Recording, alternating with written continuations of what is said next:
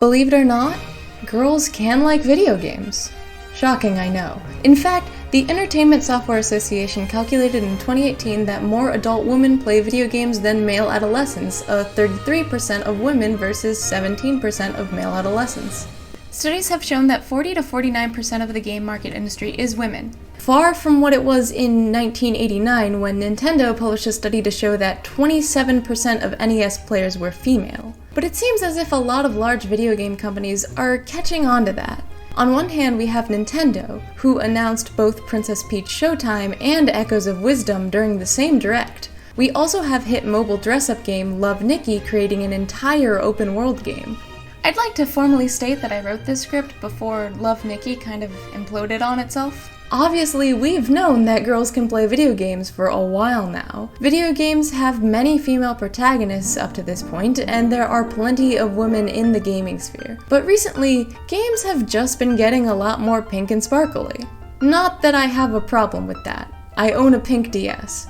It's just that this sudden trend is very much marketing itself as a girl game revolution. Games that are marketed to girls using very girly aesthetics, mechanics, and premises. Now, first things first, girls can like any genre of video game. In a study done on a group of 319 women, it was discovered that 11% played sports games, 30% played racing games, 52% played simulation games, 53% played shooter games, 58% played strategy games, 59% played brain and skill games, 72% played role-playing games, and 75% played action-adventure games. So for reference, the most played genre in that group was action-adventure, with over 20% more women playing those games. This isn't going to be an analysis of specifically a genre like cozy games, though those will be mentioned. It will be more of an analysis of marketing and aesthetic through games, because there are certainly games marketed towards girls. From Nancy Drew to Hamtaro Games, Barbie Horse Adventure, Webkinz, Nintendogs, Style Savvy, Cooking Mama, and Love Nikki are all games that are intentionally marketed towards girls. Of course, there are many games that weren't intentionally marketed towards girls that still resonated with the female audience. Please see Ace Attorney, Harvest Moon, The Sims, Pokemon, Kingdom Hearts, and plenty of others that we don't have time to name. There was an age where games for girls started coming into popularity. Much of that can be attributed to female game developers. Since I'm talking about the current resurgence, I won't go too much into the history of girl games, though I'd recommend giving a watch to Moon Channel's video about the girl game industry and why they don't typically pump out girl games. It's very informative and a good look at the historical background behind girl games. Though looking a tiny bit into it, many people may remember the days of girlgogames.com, a website that was once filled with dress-up games and princess games. Yes, it was an age of realizing that girls could in fact like video games. But not that much. These tend to be lower budget games that were made for free. Granted, any game at this point that was marketed towards girls was very much needed. While smaller game companies and websites online dove headfirst into dress-up or cooking games, consoles overall kinda skipped this trend. Sure, they might make games that girls would like, but rarely were they marketed at girls. There were a few exceptions to this rule, one being Super Princess Peach, a game for the DS that acted as a normal platformer similar to Mario. In this game, you could play as Princess Peach and interact with the world around you by having dramatic, emotional outbursts. So not the best representation? It wasn't exactly Nintendo's bestseller. Some critics found the theme sexist while others found the difficulty incredibly easy and that it was far too forgiving and hand-holding. Keep that in mind for later. But given that both Super Princess Peach and almost every other Super Mario game is a platformer, there are a lot of fans and kids that picked up another Mario game and left Princess Peach on the shelf. This wasn't entirely the game's fault, though. A study done in 2013 showed having a woman on the cover art for a video game was shown to make sales go down unless she was accompanied by a man. Most other companies didn't even bother trying to throw their hats into the sparkly pink ring. If they did, numbers and statistics stated that their profits would go down, so they had an incentive to avoid that. If games had a female protagonist, there was a large chance they would still be marketed at a male audience to make sure their game did well. If it was a game that could be marketed towards a more feminine audience, it tended to be marketed as ungendered. Girls weren't really a target audience at this point, so there weren't many stereotypically girly games on consoles. If there was a girly game on console, it tended to be a larger brand like Barbie or Wings Club shooting their shot at making a video game. Both the quality and the price of these games tended to be lower, similarly to online games girls had. Of course, there were a few exceptions like Cooking Mama, which is a well-beloved series at this point. Cooking Mama and Super Princess Peach were also only sold on the DS instead of any consoles, likely so that these games could take a dip in price as well as quality. But other than the rare exceptions, consoles didn't sell a lot of girl games, and there were very few bigger franchises like Mario dipping their toe inside the pink and sparkly pool. At this point, games that appealed towards more stereotypically girly women tended to be children's games with softer and cuter aesthetics. It's likely why there's such a cult following around games like Animal Crossing and Pokemon. Some games that weren't marketed towards women still did particularly well with them, like Harvest Moon. Harvest Moon then switched its marketing to appeal towards women. Back in the day, there wasn't a lot in the gaming market that could really strike a chord with women who liked more stereotypically girly things. But at least we had some fun online games targeted at girls, right? Well, about that. Yeah, no need to search up girlsgogames.com now. It's a lot of really gross and sometimes fetishy content with knockoff Disney princesses. This isn't really the fault of the marketing. Unfortunately, at some point, children's online content became rampant with very gross things. Monetizing free websites either led to a large amount of ads, which are not regulated or checked for any inappropriate content, or these children's games having a large amount of inappropriate content to both gain clicks from curious children and adults who probably shouldn't be on these sites. The downfall of children's websites is a whole different topic that many YouTubers have covered, and we don't have time to get into all of that. But as of right now, there really aren't any good websites for children's games, let alone ones marketed specifically at girls. So with that, girl games should be dead in the water. We have a few things to thank for that not being the case, though.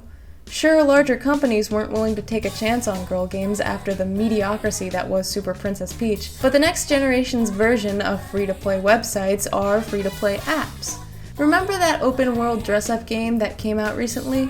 Well, it spawned from a little app called Love Nikki, a classic dress-up game that was a free-to-play app. This is very similar to the original games we saw websites create when girl games first took off. With the creation of online game distributors like Steam and itch.io, there was a lot of indie games on the rise, some managing to outperform and outsell many larger video games. Indie games had the freedom to market to whoever they wanted to market to. And perhaps you've heard of this trend at this point, but this was the start of the cozy game trend.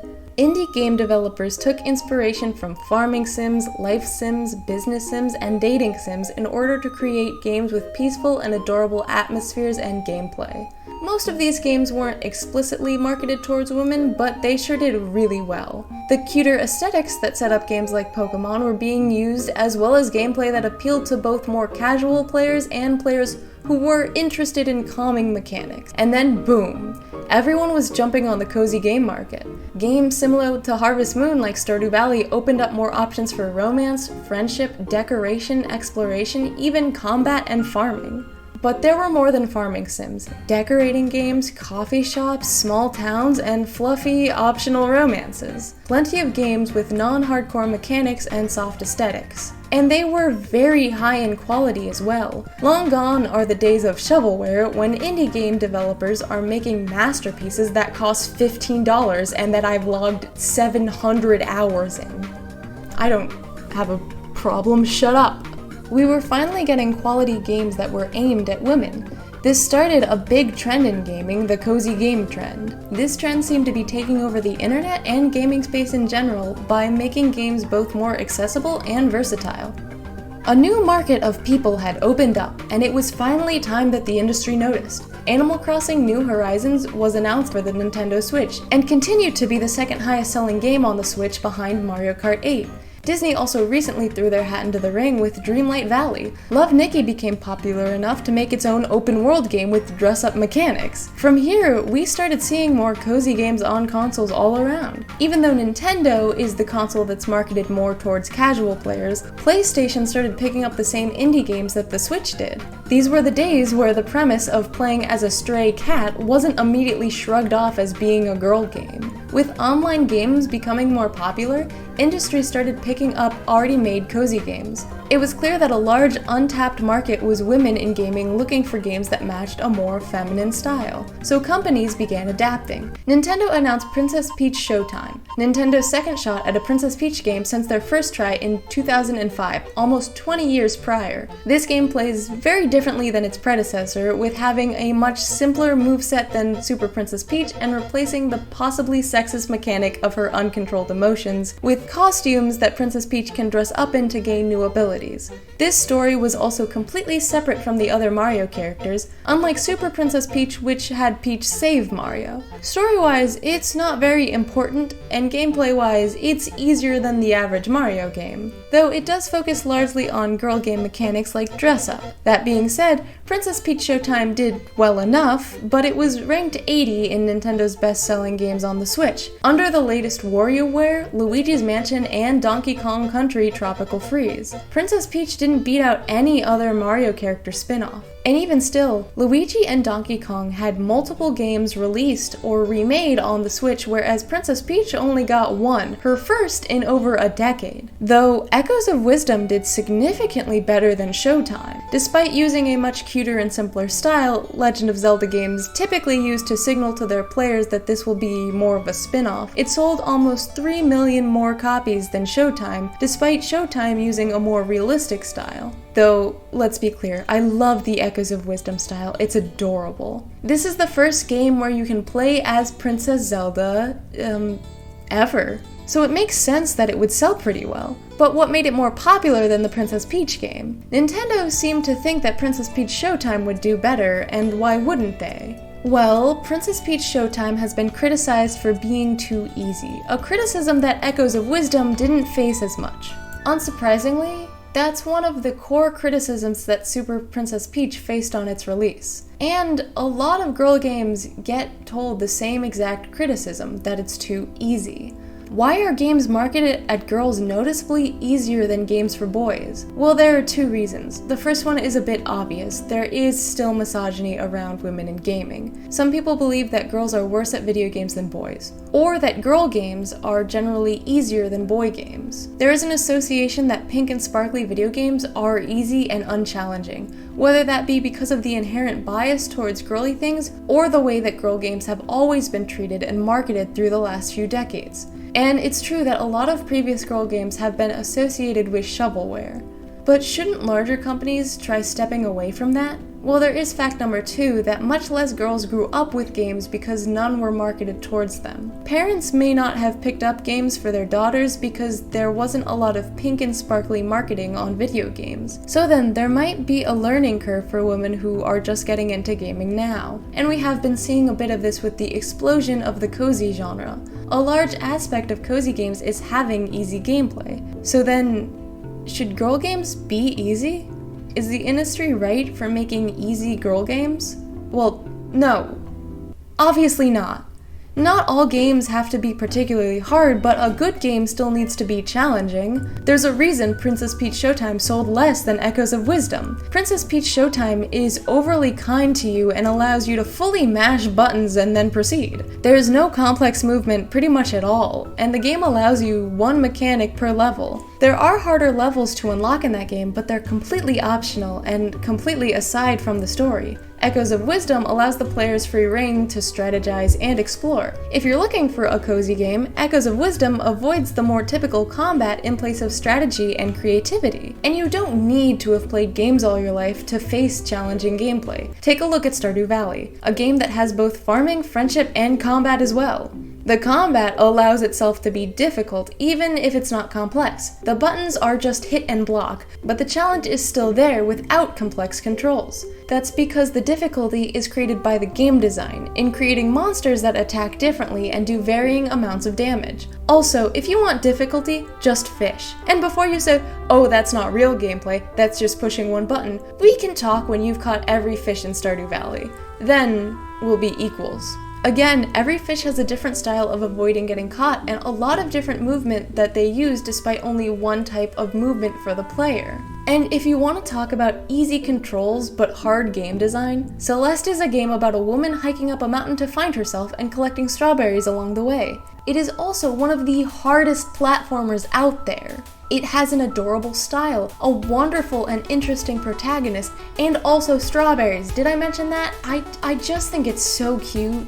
The controls are very easy with only 3 mechanics: jump, dash, and climb. It's incredibly accessible, but the challenge comes in the level design that expects you to grow and learn to perfect these mechanics. Again, the controls are extremely easy, but the level design always provides for a challenge to the player. It's also very kind to the player through respawning them at the beginning of the screen each time they die. However, you are going to die a lot in this game. This game 100% appeals towards a more feminine audience. It has a feminine main character, an adorable aesthetic, and it gets very introspective about the protagonist, a woman who's learning to accept herself. It has an adorable aesthetic and bright colors that are incredibly pretty to look at. And it also has very simple movement controls. This game is the equal and opposite reaction to a game like Dark Souls or Elden Ring, which have very dark atmospheres and complex controls. This game is absolutely adorable and simplistic while being so hard. I cannot emphasize this enough. You don't believe me? Watch a playthrough. Or buy the game. Buy the game. It's a great game. You should get it. Girl game should never be synonymous with a poor budget or bad game design. What makes a girl game is not the difficulty, the quality, or even how pink and sparkly it is. What makes a game a girl game is if it's meant for girls. Any game can play dress up. Look at any shooter game, Valorant, Fortnite, hell, you can play as Sabrina Carpenter. And any game can have you ride horses. Red Dead Redemption is the ultimate horse game. Girls can like any type of game, be good at any type of game, and make any type of game too. I'm happy to see that video game companies are finally seeing that women in gaming are an untapped market that is finally getting some recognition. Though I think they'd also do well from learning that some of us actually want a challenge. I'd hate for this to be gaming's last attempt at girl games because it struggles to make compelling games, but we already have plenty of girl games that have shown us that girl games can be challenging, deep, well-made, innovative, and exactly what girls want in gaming. Good games. Thank you guys so much for watching. I happened to notice a trend in gaming happening around the time that I wrote this. I already kind of think it's dying out a little, which is a shame, but I clearly don't think that girl games are gonna go away. Also, this was just an excuse for me to talk about Stardew Valley and Celeste. Obviously, I love those two games a lot. Both of them are incredibly cheap and open to the public, and they are both made so well. Stardew Valley continues to update for free to this day, despite being out for so long. And Celeste is really incredible game design wise. It's a very hard game. If anyone wants to see a really impressive playthrough, I'd go to Rig Fernella. He has literally beaten the game without dying a single time and collecting every strawberry, going through every world, which is impossible. It's very impressive what he's done. He knows so much about that game. I do a lot of genre analysis. I think most of you are probably here from my choice-based game trend, which it's a good video. I'm glad it got the attention it did. If you want to go see it, go check it out. I'm sure you already have. My most recent video at this point is about the game Unpacking. It's a really good game, and it goes through a woman's story about unpacking her life. Also a very good girl game with very cozy mechanics. I recommend giving that game a try. If you want, you can watch my video on it. It's specifically about the storytelling in the game and analyzing how one level specifically sets up the relationship that this woman is going through. It's very interesting. I love that game a lot. But thank you so much for watching. If you like this kind of content, please consider subscribing or just have a lovely day. Thank you, bye.